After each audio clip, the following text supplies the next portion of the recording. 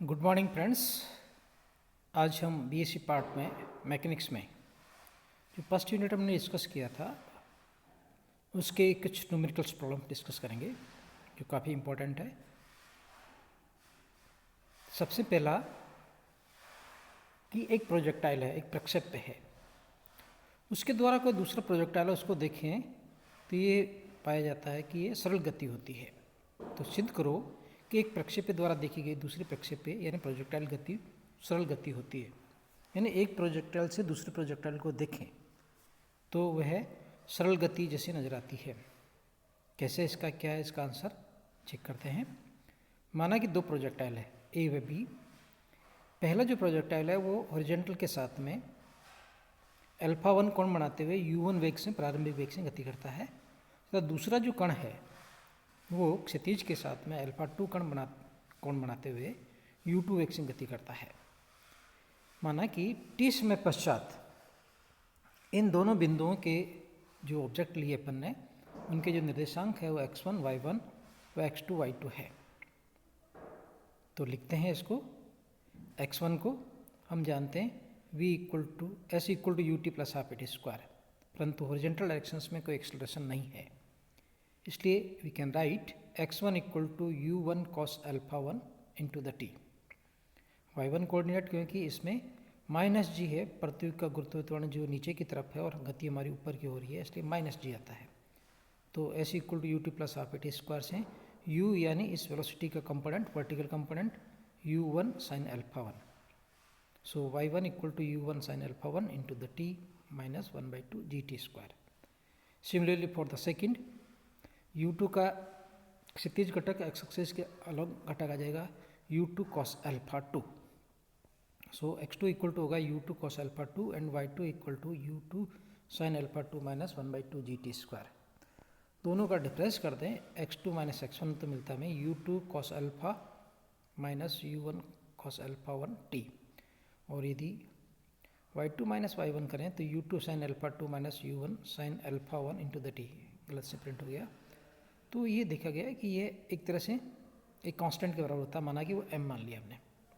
सो हम इसको यदि रीअरेंज करना चाहें उल्टा 1/m हो गया। तो यदि इसको रीअरेंज करना चाहें तो x2 minus x1 equal to the x and y2 minus y1 equal to y, so y equal to mx जो एक सीधी रेखा की समीकरण होती है। सो दिस प्रूव दैट कि एक ऑब्जर्वर दूसरे ऑब्जर्वर को एक सीधी रेखा में दिखाई देता है। दूसरा प्रॉब्लम्स, माना कि दो कण की स्थिति सदिश एक एवं वेग किसी क्षण r1 r2 और v1 v2 है, तो दोनों कण टकराएंगे। इसके लिए क्या शर्त हो सकती है कि r1 minus r2 is multiplied by cross product of the v1 minus v2 equal to 0। तो इसको किस तरह से सिद्ध करते हैं। माना कि दो कण है, दोनों का मूल बिंदु t इक्वल टू 0 पर O पर है। एक P बिंदु पे r1 सदिश है, दूसरा Q बिंदु पर r2 सदिश है। अब ये यहाँ से गति करते हैं, पहला v1 वेग से गति करता है, दूसरा v2 वेग से गति करता है। माना कि t समय पश्चात A बिंदु पर दोनों टकरा जाते हैं। तो distance travel by the first particle p1 pa and second the qa। तो हम लिख सकते हैं कि इस त्रिभुज के नियम से कि OA बराबर, इस त्रिभुज में देखें r1 प्लस v1t हो जाएगा, और दूसरे त्रिभुज में देखें तो r2 OA बराबर r2 प्लस v2t हो जाएगा।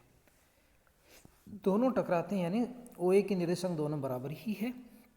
सो we can write r1 plus v1t equal to r2 vector plus v2 vector. r1 minus r2 लिखते हैं, that is v2 minus v1 vector into the t, या minus of the v1 minus v2 into the t. अब यदि दोनों equations को v1 minus v2 का सदिश गुणनफल कर दें तो क्या प्राप्त होता है। r1 minus r2 multiplied by the v1 minus v2 equal to minus of the v1 minus v2 cross product of the v1 minus v2 into the T. क्योंकि हमें पता है a क्रॉस a 0 होता है, सो राइट हैंड साइड 0 हो जाएगी, so left hand side will be 0। सो इसका मतलब टकराने के लिए जो आवश्यक शर्त है वह यही है, r1 vector minus r2 vector multiplied by v1 minus v2 equal to 0। तीसरी प्रॉब्लम्स, सिद्ध करो कि यदि एक निर्देश तंत्र जड़त्व है, इनिशियल फ्रेम ऑफ रेफरेंस है, वह इसके सापेक्ष दूसरा एक निर्देश तंत्र है वो नियत वेग से गति करता है, तो वह भी जड़त्व निर्देश तंत्र होगा। ये प्रूव करने के लिए हमने ये दो माना कि दो निर्देश तंत्र है S1 S2। S डैश जो है वो पहले के सापेक्ष v वेग से गति करता है। तो यह देखा जाए कि इससे कैसे कितनी दूर चला जाएगा t समय पश्चात में। तो किसी बिंदु A के जो कोऑर्डिनेट्स है पहले में r आ जाएगा, दूसरा का r डैश हो जाएगा, और इन दोनों बीच की जो दूरी आएगी वो o dash equal to the v vector t हो जाएगा। तो त्रिभुज o a o डैश में देखें r equal to r dash plus v vector t, r dash equal to आ जाएगा r माइनस वी टी, क्योंकि वेग नियत है तो डिफ्रेंशिएट करें इसको, तो D R dash by the D T equal to D R by D T minus V vector है। और यदि इसको एक बार फिर डिफ्रेंशिएट कर लें तो यह आ जाएगा D two R dash by the D T square equal to D two R by the D T square, यानी A dash equal to A. दोनों निर्देश तंत्र में त्वरण समान होता है, यानी कोई अतिरिक्त त्वरण प्राप्त नहीं होता, यानी दोनों ही निर्देश तंत्र जड़त्वी होते हैं। So this is for today, thanks.